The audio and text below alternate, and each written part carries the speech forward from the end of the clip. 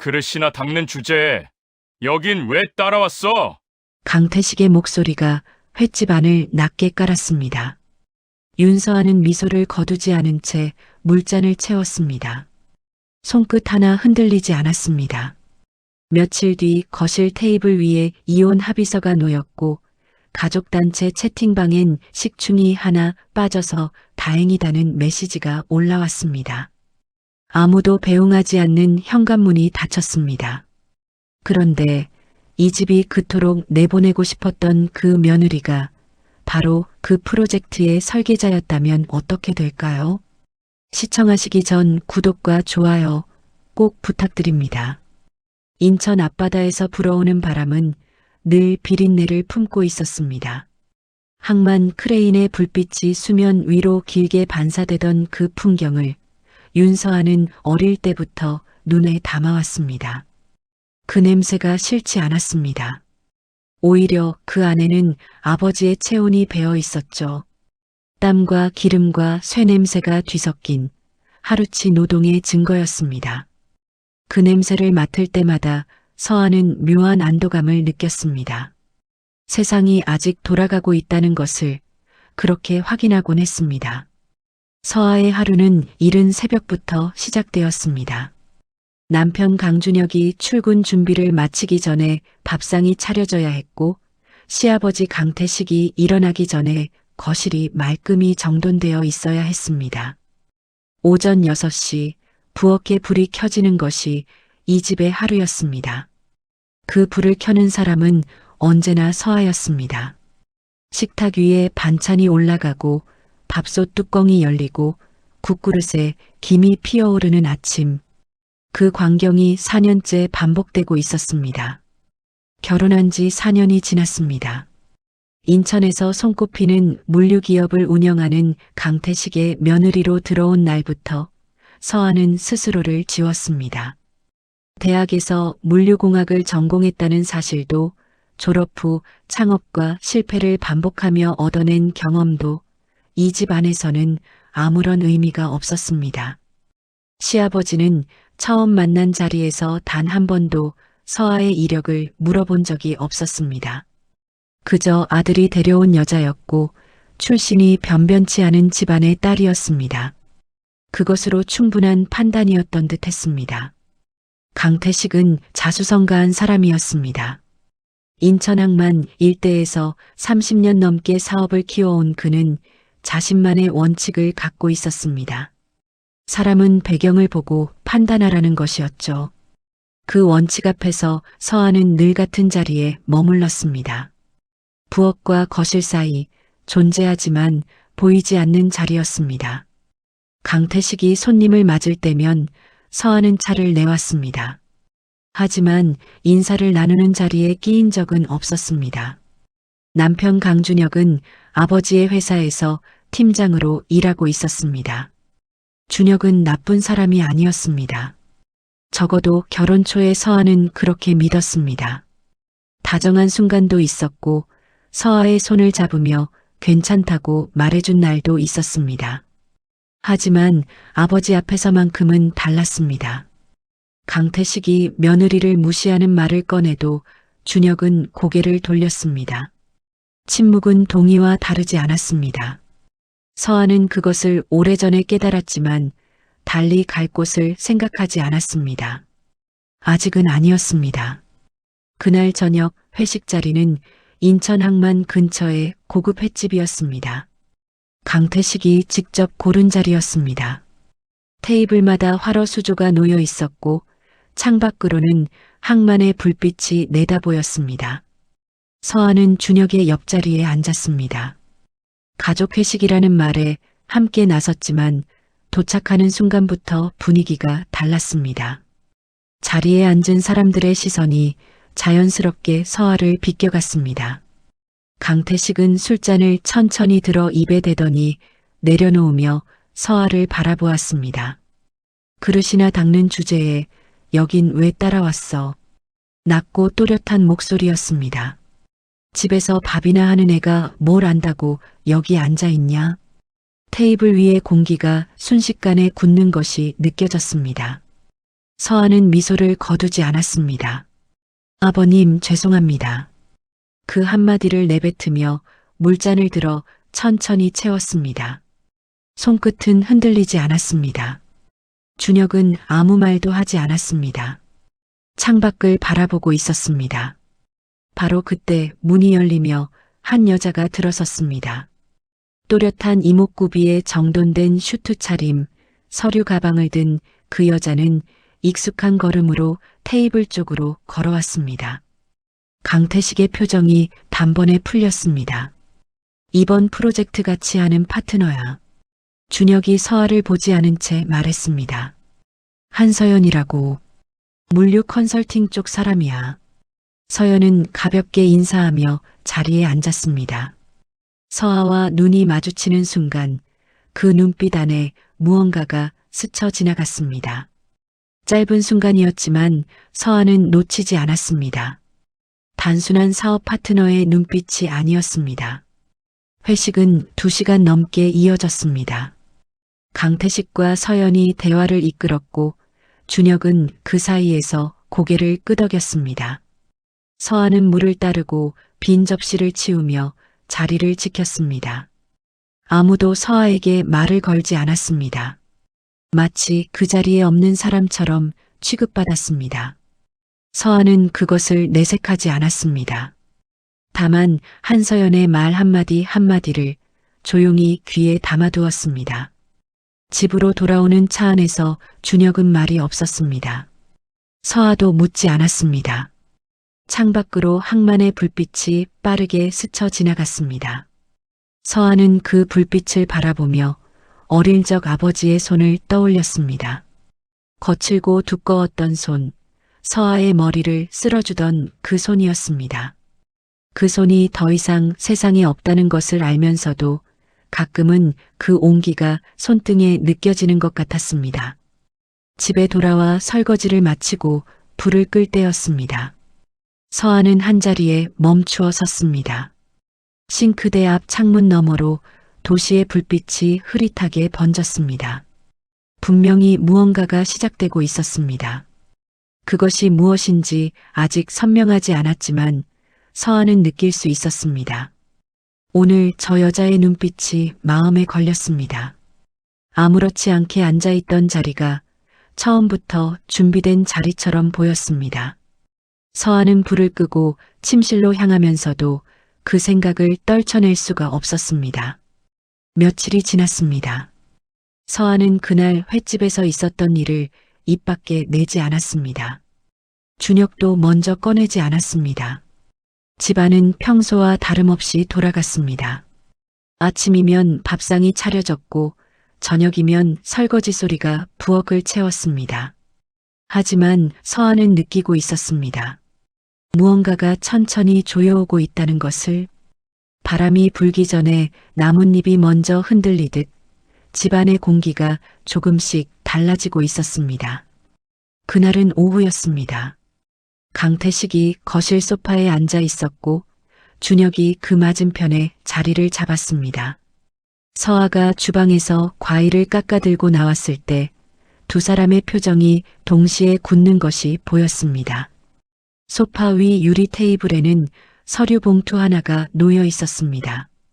서아는 과일 접시를 내려놓으며 그 봉투를 내려다보았습니다. 눈에 익은 서체로 이름이 찍혀 있었습니다. 윤서아 귀중. 순간 심장이 한 박자 늦게 뛰었습니다. 그때 현관 쪽에서 발소리가 들렸습니다. 잠시 후 거실로 들어선 사람은 한서연이었습니다. 슈트 재킷을 단정히 여민 채 손에는 얇은 파일 하나를 들고 있었습니다. 서연은 서아와 눈이 마주쳤지만 인사 대신 미소만 지었습니다. 그리고 자연스럽게 강태식 옆에 앉았습니다. 이미 몇 번은 이 자리에 앉아본 사람처럼 익숙한 움직임이었습니다. 강태식이 먼저 입을 열었습니다. 앉아. 서아는 천천히 소파 끝에 자리를 잡았습니다. 준혁은 테이블 위에 봉투를 서아 쪽으로 밀었습니다. 서아가 봉투를 열자 안에는 서류 몇 장이 들어 있었습니다. 첫 줄을 읽는 순간 손끝이 차가워졌습니다. 이혼 합의서였습니다. 서연이 먼저 말했습니다. 위자료는 5천만 원으로 정했어요. 충분한 금액이라고 생각해요. 목소리는 부드러웠지만 그 안에 온도가 없었습니다. 서아는 서류를 내려다보았습니다. 손이 움직이지 않았습니다. 강태식이 팔짱을 끼며 말을 이었습니다. 우리 이제 끝내자. 넌 여기까지야. 마치 사업 정리를 통보하듯 담담한 어조였습니다. 서연이 파일을 펼치며 설명을 덧붙였습니다. 준혁 씨 커리어에 도움이 안 된다는 판단이에요. 지금 이 프로젝트가 성사되려면 파트너십이 중요하거든요. 같이 성장할 수 있는 사람이 옆에 있어야 하는 시기예요. 서아는 고개를 들어 서연을 바라보았습니다. 서연의 표정은 흔들림이 없었습니다. 이 자리가 낯설지 않은 얼굴이었습니다. 이미 여러 번 이런 자리를 만들어 온 사람처럼 보였습니다. 강태식이 마지막으로 입을 열었습니다. 너 같은 배경 없는 애는 애초에 우리 집이랑 안 맞아. 처음부터 맞지 않았던 거야. 그 말이 거실 안에 낮게 깔렸습니다. 서아는 눈을 내리깔았습니다. 반박할 말이 없어서가 아니었습니다. 이 자리에서 어떤 말을 꺼내도 이미 결론이 나 있다는 것을 알고 있었기 때문이었습니다.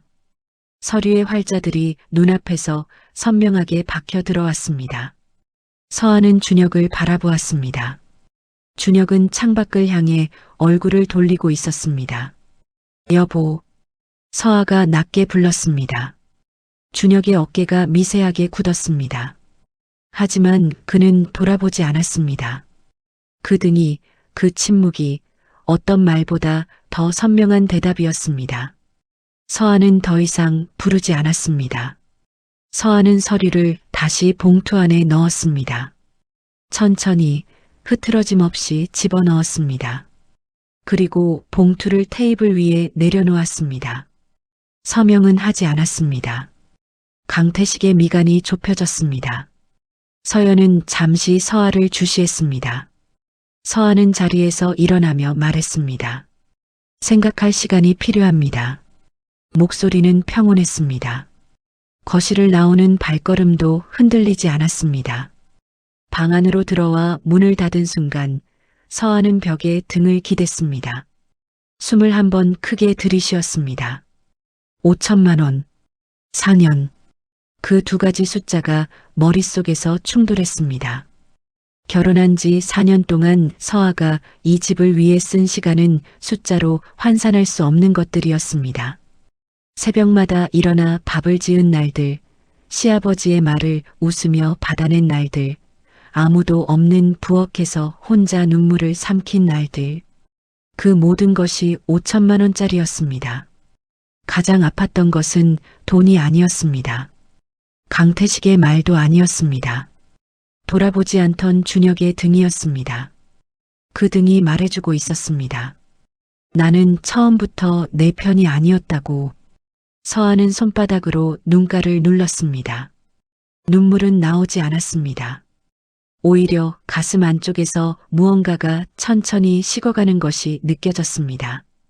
뜨거웠던 것이 차갑게 굳어가는 감각이었습니다.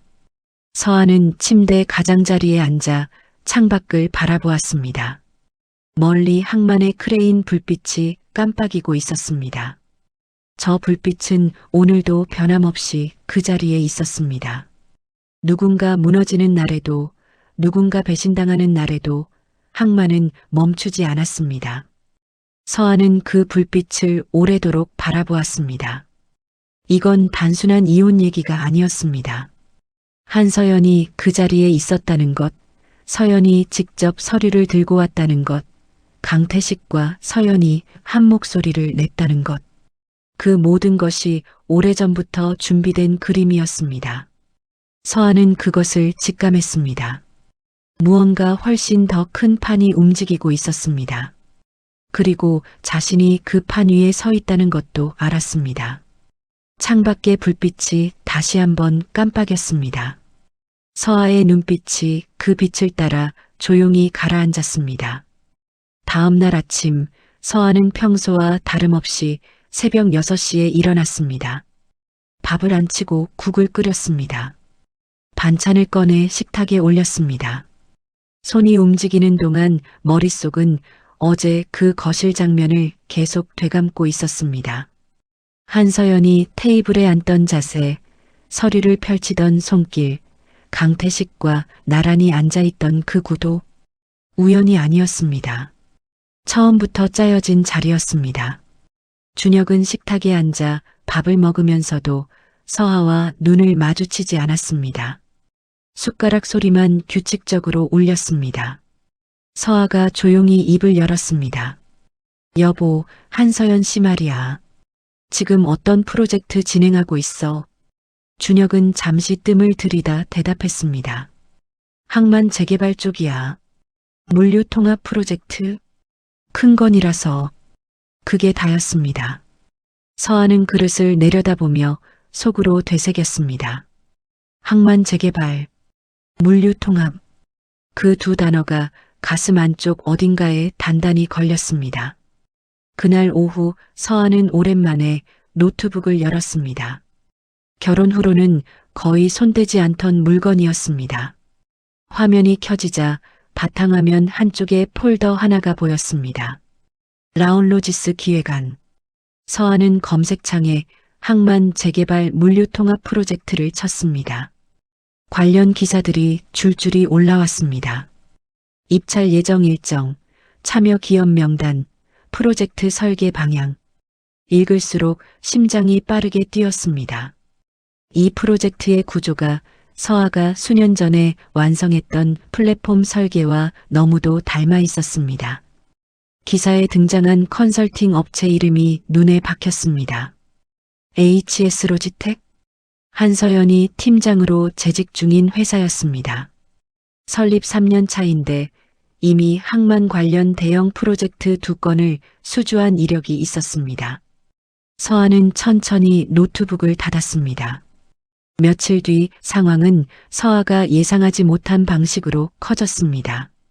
강태식이 저녁 식사 자리에서 준혁에게 말하는 것을 서아가 부엌에서 듣게 되었습니다. 그 프로젝트 내부 자료, 내가 좀 알아봐. 입찰 전에 구조를 파악해야 우리가 먼저 움직이지. 준혁이 낮은 목소리로 대답했습니다. 서연 씨가 접근 가능한 경로 알아보고 있어요. 이번 주 안으로 정리된다고 했고요. 서아는 국자를 쥔 손에 힘을 주었습니다. 내부 자료, 입찰 전, 단순한 사업 경쟁이 아니었습니다. 불법으로 정보를 빼내려는 것이었습니다. 서아는 그날 밤 오래도록 잠을 이루지 못했습니다. 모른 척하는 것과 막는 것, 두 가지 선택이 머릿속에서 충돌했습니다. 하지만 그 프로젝트에는 항만 노동자들의 안전망과 연결된 예산이 포함되어 있었습니다. 아버지처럼 현장에서 일하는 사람들의 몫이 담겨 있었습니다. 서아는 이불을 걷어내고 일어나 앉았습니다. 선택은 이미 정해져 있었습니다. 다음 날 서아는 오랫동안 연락하지 못했던 번호로 전화를 걸었습니다. 대학 시절 함께 창업 준비를 했던 동기, 지금은 물류업계 컨설턴트로 일하는 이민준이었습니다. HS 로지텍, 내가 알아. 민준은 잠깐 침묵했습니다. 알지. 그쪽 움직임 좀 이상하다는 얘기 업계에서 돌아. 서아는 대답 대신 물었습니다. 혹시 라운로지스 기획안 아직 갖고 있어? 이번엔 민준이 더 오래 침묵했습니다. 그리고 낮은 목소리로 말했습니다. 서아야, 너 지금 뭔가 알고 있는 거지. 통화를 마치고 서아가 핸드폰을 내려놓았을 때 거실 쪽에서 준혁의 발소리가 들렸습니다. 서아는 자연스럽게 핸드폰을 뒤집어 놓았습니다. 뭐해? 준혁이 물었습니다. 서아는 고개를 들어 그를 바라보았습니다. 그리고 천천히 웃었습니다. 그냥 오랜 친구한테 연락했어요. 준혁은 잠시 서아의 얼굴을 보다가 방으로 들어갔습니다. 문이 닫히는 소리가 났습니다. 그날 저녁 강태식은 외부 손님을 집으로 불렀습니다. 서아는 차를 준비해 거실로 들어갔다가 나오며 짧게 들었습니다. 항만공사 쪽에 라인 만들어 놓은 거 맞죠? 로비를 시도하고 있었습니다. 서아는 부엌으로 돌아와 싱크대 앞에 섰습니다. 찬물을 틀었습니다. 손등 위로 물이 흘러내렸습니다. 이미 여러 방향에서 판이 기울어지고 있었습니다. 지금 자신이 해야 할 일이 무엇인지 처음으로 분명하게 보였습니다. 하지만 그것을 행동으로 옮기는 순간 이 집과의 모든 것이 끝난다는 것도 알고 있었습니다. 서아는 수도꼭지를 잠갔습니다. 창밖의 항만 불빛이 오늘도 깜빡이고 있었습니다. 혼자였습니다. 완전히 혼자였습니다. 서아가 민준에게 연락을 취한 지 사흘이 지났습니다. 그 사이 집안의 공기는 더욱 무거워졌습니다. 강태식은 말수가 줄었고 준혁은 늦게 들어오는 날이 잦아졌습니다. 서아는 평소처럼 밥을 짓고 청소를 했습니다. 아무것도 모르는 사람처럼 움직였습니다. 하지만 귀는 언제나 열려 있었습니다. 현관문이 열리는 소리, 거실에서 오가는 낮은 목소리, 준혁이 전화를 받으러 방으로 들어가는 발소리. 그 모든 것을 서아는 놓치지 않았습니다. 그날은 아침부터 날씨가 흐렸습니다. 서아가 부엌에서 아침 준비를 하고 있을 때 핸드폰이 울렸습니다. 화면에 뜬 이름은 신우이 강지연이었습니다. 형수, 카톡 확인해 봤어요. 목소리에 어색한 기운이 섞여 있었습니다. 서아는 통화를 마치고 카카오톡을 열었습니다. 가족 단체 채팅방이었습니다. 강태식이 올린 첫 메시지가 눈에 들어왔습니다. 며느리 내보내기로 했다. 그 아래로 친척들의 댓글이 줄줄이 이어졌습니다. 처음부터 수준 안 맞았다. 먹여 살려줬으면 감사할 줄 알아야지. 식충이 하나 빠져서 다행이다. 서아는 스크롤을 내리며 끝까지 읽었습니다. 단 한 줄도 건너뛰지 않았습니다. 식충이. 그 단어가 망막에 새겨지는 것 같았습니다. 서아는 핸드폰을 내려놓고 가스불을 껐습니다. 끓고 있던 국이 서서히 잦아들었습니다. 손이 미세하게 떨렸습니다. 4년이었습니다. 새벽마다 일어나 밥을 지은 4년, 시아버지의 말을 웃으며 받아낸 4년, 이 집을 위해 자신을 지워온 4년이었습니다. 그 시간이 단체 채팅방 메시지 몇 줄로 정리되어 있었습니다. 준혁이 거실로 나왔습니다. 서아는 돌아보았습니다. 카톡 봤어요. 준혁의 손이 멈추었습니다. 서아는 계속 말했습니다. 당신도 알고 있었죠. 준혁은 한참 만에 입을 열었습니다. 어차피 정해진 거야. 우리 서아야, 이게 다 맞는 방향이야. 서아는 그 말을 듣는 순간 눈이 뜨거워졌습니다. 우리 서아야. 그 호칭이 오히려 더 깊이 찔렸습니다. 다정하게 부르는 이름으로 내치고 있었습니다. 서아는 방으로 들어가 문을 닫았습니다. 침대 끝에 앉아 채팅방 메시지를 다시 읽었습니다. 한 번, 두 번. 읽을수록 가슴 어딘가에서 무언가가 터지려 했습니다. 억눌러왔던 것들이 한꺼번에 올라오는 느낌이었습니다. 눈물이 턱 아래로 떨어졌습니다. 서아는 손등으로 눈가를 닦았습니다. 그래도 멈추지 않았습니다. 이 집에서는 소리내어 운 적이 없었습니다. 언제나 삼키고 또 삼켰습니다. 그런데 오늘은 삼킬 수가 없었습니다. 얼마나 지났을까요? 서아는 세면대 앞에 섰습니다. 찬물로 세수를 하고 거울을 바라보았습니다. 부은 눈 안에서 무언가가 달라져 있었습니다. 무너진 사람의 눈이 아니었습니다. 더 이상 참지 않겠다고 결심한 사람의 눈이었습니다. 서아는 침실로 돌아와 옷장 안쪽에 밀어 넣어두었던 캐리어를 꺼냈습니다. 옷가지를 차곡차곡 넣고 화장대 위의 물건들을 파우치에 담았습니다. 책상 서랍 안쪽에 있던 외장하드를 꺼내 가방 깊숙이 집어넣었습니다. 라올로지스 기획안 전체가 담긴 드라이브였습니다. 캐리어를 끌고 거실로 나왔을 때 강태식이 소파에 앉아 있었습니다. 텔레비전 화면만 바라보았습니다. 서아는 그 앞을 지나치며 말했습니다. 아버님, 그동안 신세 많이 졌습니다. 강태식은 고개를 돌리지 않았습니다. 서아는 현관문을 열고 나섰습니다. 아무도 배웅하지 않았습니다. 문이 닫히는 소리가 복도에 울렸습니다. 엘리베이터 문이 열렸습니다. 서아는 캐리어를 끌고 안으로 들어섰습니다. 층수를 표시하는 숫자가 하나씩 내려갔습니다. 서아는 반짝이는 문 안에 비친 자신의 얼굴을 바라보았습니다. 부은 눈, 굳게 담은 입술, 그리고 그 안에서 단단해진 무언가. 서아는 그 눈빛을 기억해 두었습니다.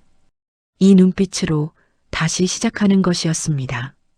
서아가 짐을 풀고 들어간 곳은 인천항만 근처의 낡은 고시원이었습니다. 창문 하나짜리 작은 방이었습니다. 벽지가 군데군데 들떠 있었고 천장 모서리에는 오래된 얼룩이 남아 있었습니다. 서아는 캐리어를 벽 쪽에 세워두고 침대 끝에 앉았습니다. 방 안이 조용했습니다. 이렇게 조용한 공간에 혼자 앉아본 것이 얼마만인지 기억나지 않았습니다.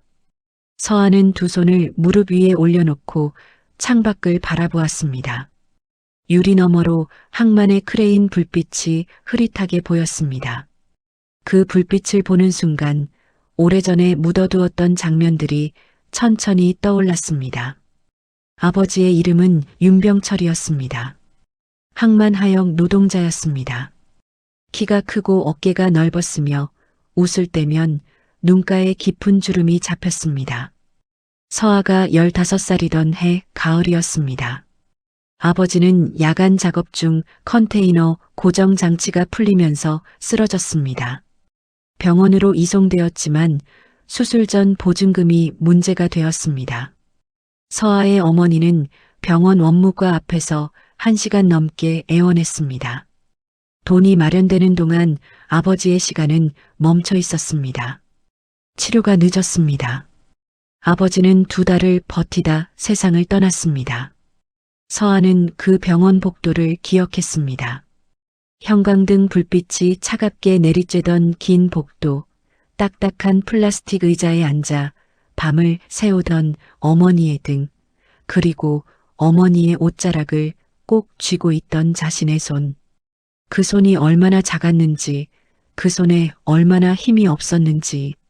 서아는 그날 이후 오래도록 그 손이 부끄러웠습니다. 아무것도 할 수 없었던 손이었습니다. 그 기억이 서아의 인생을 바꿨습니다. 물류를 바꾸면 사람의 생존이 바뀐다는 것을 서아는 그 병원 복도에서 깨달았습니다. 대학에서 물류공학을 전공한 것도, 졸업 후 혼자 자료를 모아 창업 준비를 시작한 것도 모두 그 복도에서 출발한 것이었습니다. 항만 노동자들이 대형 네트워크에서 소외되지 않도록 돕는 플랫폼, 사고가 났을 때 즉각적인 지원이 연결되는 구조. 서아는 그 설계도를 머릿속에 품은 채 10년을 달렸습니다. 투자자를 찾아다니고 퇴짜를 막고 다시 일어나 문을 두드렸습니다. 그렇게 라올로지스가 만들어졌습니다. 그런데 강준혁을 만났습니다. 따뜻했습니다. 그 온기가 낯설었고 그래서 더 간절했습니다. 서아는 처음으로 쉬어도 된다고 생각했습니다. 회사를 정리하고 결혼을 했습니다. 잠시 내려놓는 것이라 믿었습니다. 하지만 잠시는 4년이 되었고 4년은 지워짐이 되었습니다. 서아는 가방 안에서 외장하드를 꺼냈습니다. 손바닥 위에 올려놓고 바라보았습니다. 작고 차가운 물건이었습니다. 하지만 그 안에는 10년의 시간이 담겨 있었습니다. 설계도, 데이터, 특허 출원 자료, 투자 제안서. 서아가 지워지지 않은 흔적들이었습니다. 서아는 외장하드를 손 안에 쥐었습니다. 창밖의 크레인 불빛이 다시 한번 깜빡였습니다. 아버지가 일하던 그 항만이었습니다. 서아는 낮게 중얼거렸습니다. 이제 끝내자. 그 말이 방 안의 공기 속으로 스며들었습니다. 서아가 고시원 방에 들어온 지 3주가 지났습니다. 그 사이 서아는 매일 새벽 5시에 일어났습니다. 노트북을 열고 외장하드를 연결했습니다. 라올로지스 기획안을 처음부터 다시 읽었습니다. 수정하고 보완하고 민중과 통화하며 빠진 부분을 채웠습니다. 손이 굳어 있었습니다. 4년 동안 쓰지 않았던 머리였습니다. 하지만 감각은 살아 있었습니다. 잃어본 사람만이 갖는 집중력이었습니다. 민주는 조용히 움직였습니다. HS 로지텍의 수상한 움직임을 추적했고 항만 재개발 프로젝트 관련 입찰 자료를 확보했습니다. HS 로지텍이 제출한 사업 제안서의 핵심 구조가 라온로지스의 기획안과 지나칠 정도로 닮아 있었습니다. 용어 선택, 데이터 분류 방식, 플랫폼 설계의 흐름까지. 민주는 통화 중에 말했습니다. 서아야, 이건 베낀 거야. 서아는 대답하지 않았습니다. 이미 알고 있었습니다. 서아는 특허 출원 일자를 확인했습니다. 라올로지스 플랫폼 설계 특허는 결혼하기 2해 전에 출원된 것이었습니다. HS 로지텍 설립보다 3년이 앞선 날짜였습니다. 증거는 있었습니다. 다음은 무대였습니다. 인천 항만공사 주간의 투자 설명회가 열흘 뒤로 잡혀 있었습니다. 민준이 서아에게 발표 슬롯을 만들어 주었습니다. 라올로지스 대표 자격이었습니다. 서아는 슬롯 확정 문자를 받고 잠시 화면을 바라보았습니다. 4년 만이었습니다. 다시 대표라는 이름으로 서는 것이었습니다. 설명회 전날 밤 서아는 발표 자료를 마지막으로 점검했습니다. 자료 안에는 3가지가 담겨 있었습니다. 라올로지스의 최초 설계 문서와 특허 출원 일자, HS 로지텍 제안서와의 구조적 유사성을 항목별로 정리한 비교표, 그리고 강태식의 로비 시도와 준혁의 내부 정보 접근 정황을 담은 기록이었습니다. 준혁이 서연에게 보낸 메시지 내역, 서연의 접촉 기록, 강태식이 외부 인사와 나눈 대화의 녹취 일부였습니다. 서아는 그것들을 천천히 다시 확인했습니다. 손이 흔들리지 않았습니다. 설명회 당일 아침, 서아는 오래전에 맞춰두었던 감색 정장을 꺼내 입었습니다. 결혼 전 마지막 투자 발표 때 입었던 옷이었습니다. 거울 앞에 섰습니다. 낯선 것이 이 얼굴이 아니라 지난 4년의 자신이었습니다. 서아는 재킷 단추를 채우고 가방을 들었습니다. 설명회장은 인천 항만공사 본관 대회의실이었습니다. 복도를 걸어 들어가자 입구 쪽에서 낯익은 얼굴들이 보였습니다. 강태식, 준혁, 한서연이었습니다. 3사람은 동시에 서아를 발견했습니다. 강태식의 눈이 가늘어졌습니다. 준혁의 얼굴에 당혹감이 스쳤습니다. 서연은 짧게 서아를 훑어보았습니다. 서아는 3사람을 향해 가볍게 고개를 숙이고 안으로 들어섰습니다. 발표 순서가 되었습니다. 서아는 단상 위에 올랐습니다. 스크린에 첫 슬라이드가 떴습니다. 라온로지스. 서아는 천천히 입을 열었습니다. 안녕하십니까. 라온로지스 대표 윤서아입니다. 회의실 뒤쪽에서 강태식이 몸을 앞으로 기울이는 것이 보였습니다. 준혁은 굳은 얼굴로 스크린을 바라보았습니다. 서연의 입술이 일자로 다물렸습니다. 슬라이드가 넘어갈수록 회의실 안의 공기가 달라졌습니다. 비교 자료가 화면에 떴습니다. 라올로지스 기획안과 HS 로지텍 제안서를 나란히 놓은 표였습니다. 참석자들 사이에서 낮은 술렁임이 일었습니다. 다음 슬라이드에서 준혁의 메시지 내역, 서연의 접촉 기록, 강태식의 녹취 요약본이 순서대로 올라왔습니다. 회의실이 완전히 조용해졌습니다. 서한은 마지막 슬라이드에서 말했습니다. 이 프로젝트는 제가 시작했습니다. 10년 전 이 항만에서 아버지를 잃은 날부터 시작된 것입니다.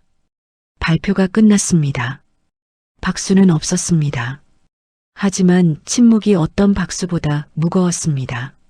서한은 단상에서 내려왔습니다. 강태식의 얼굴이 굳어 있었습니다.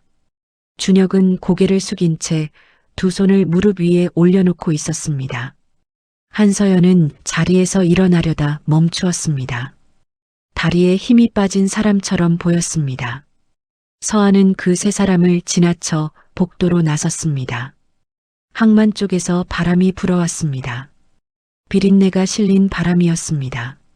서한은 눈을 감았다가 떴습니다. 아버지의 냄새였습니다.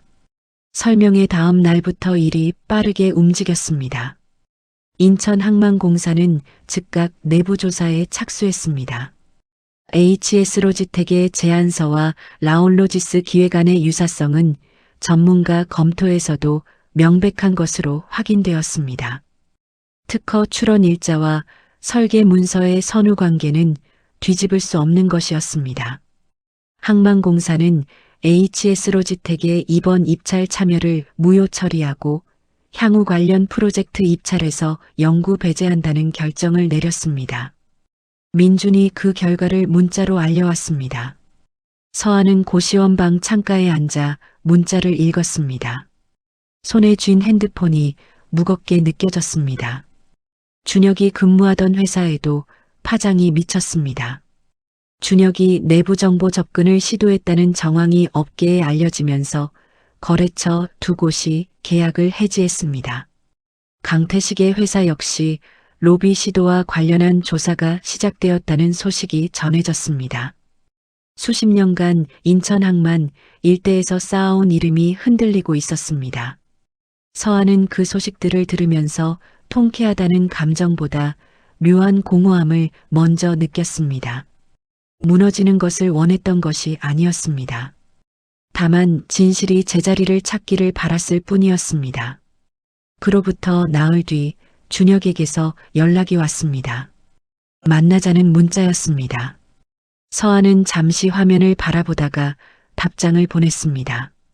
장소는 항만 근처 작은 카페였습니다. 서아가 먼저 도착해 창가 자리에 앉았습니다. 잠시 후 준혁이 들어섰습니다. 며칠 사이에 눈에 띄게 수척해진 얼굴이었습니다.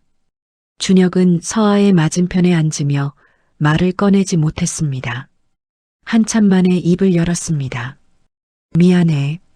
그 두 글자였습니다. 서한은 커피잔을 두 손으로 감싸며 준혁을 바라보았습니다.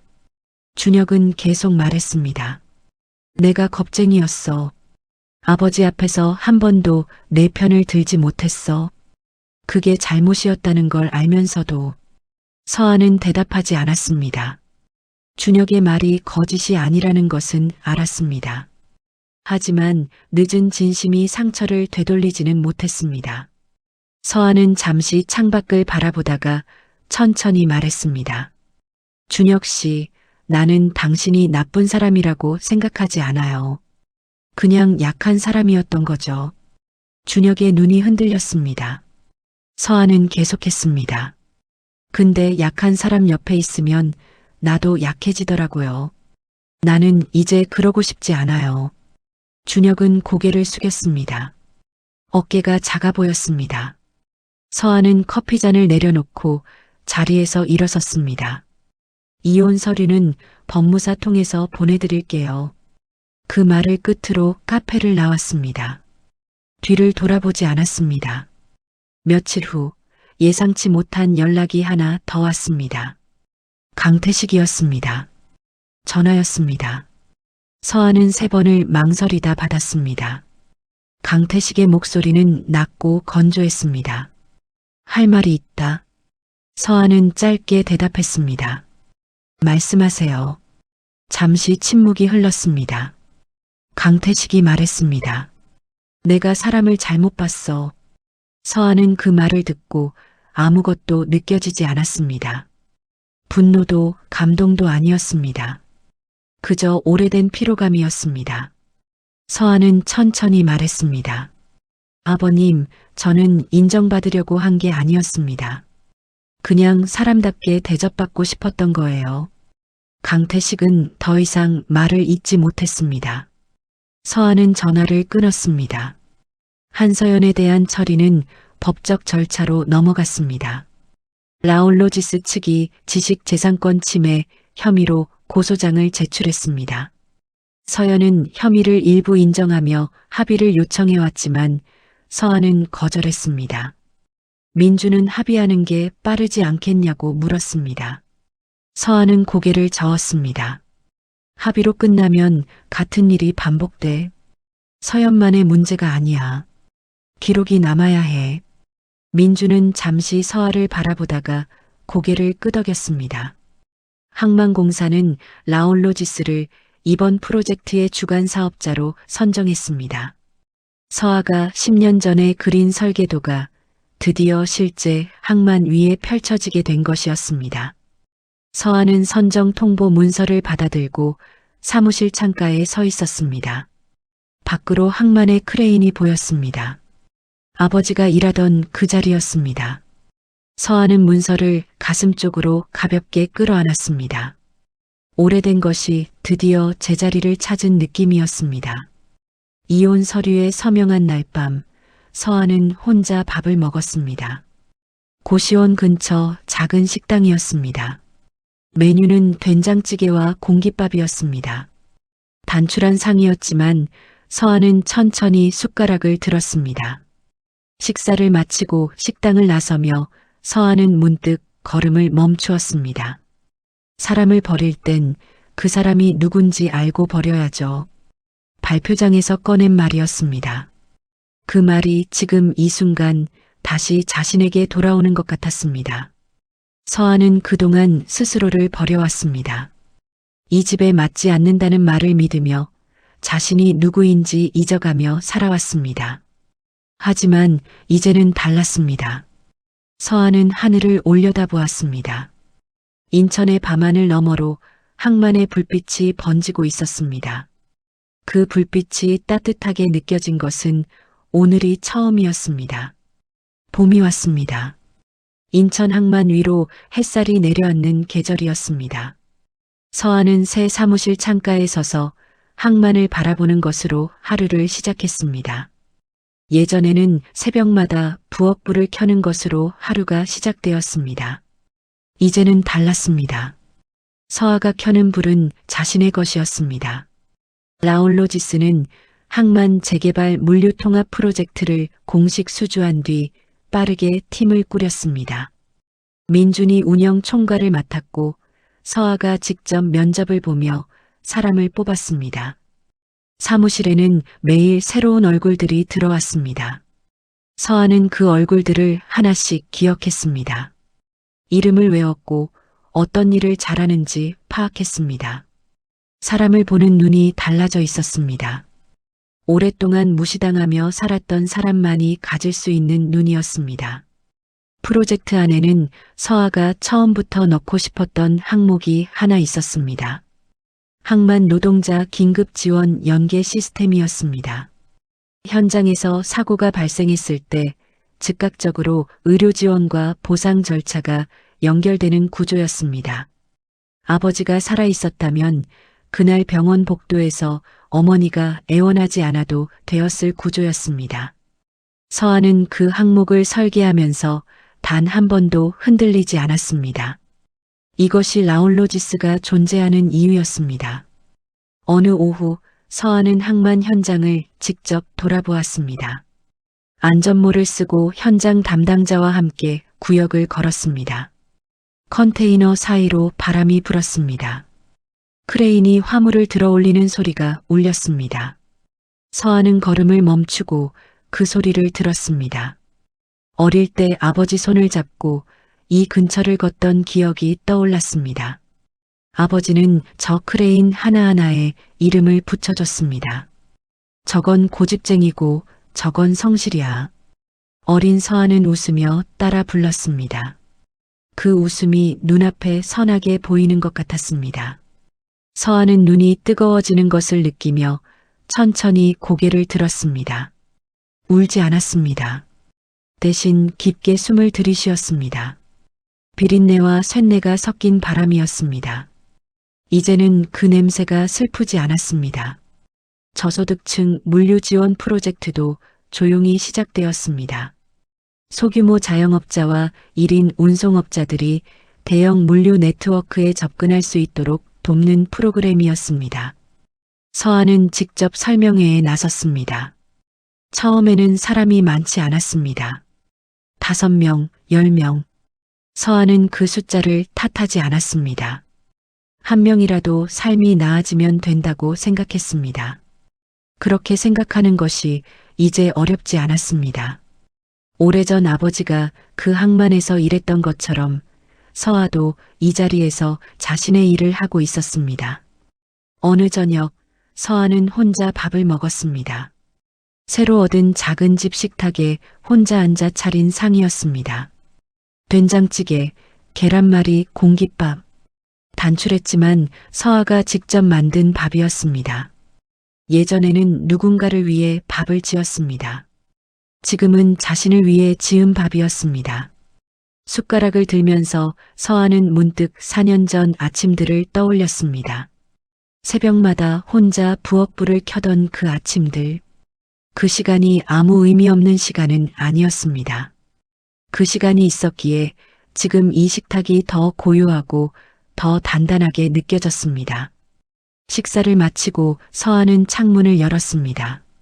봄바람이 방 안으로 들어왔습니다. 서아는 창틀에 팔을 올리고 밤하늘을 바라보았습니다. 저 멀리 항만의 불빛이 언제나처럼 깜빡이고 있었습니다. 무시당했던 시간은 나를 지운 시간이 아니었습니다. 나를 증명할 준비였습니다. 서아는 그 말을 소리내어 말하지 않았습니다. 하지만 가슴 안쪽에서 그 말이 조용히 울렸습니다. 항만의 불빛이 흔들리지 않고 제자리에서 빛나고 있었습니다. 서아도 이제 그 불빛처럼 자신의 자리에서 빛나고 있었습니다. 오늘의 이야기는 여기까지입니다. 구독 후 알림 설정을 하시면 매일 새로운 이야기들을 만나보실 수 있습니다. 시청해 주셔서 감사합니다.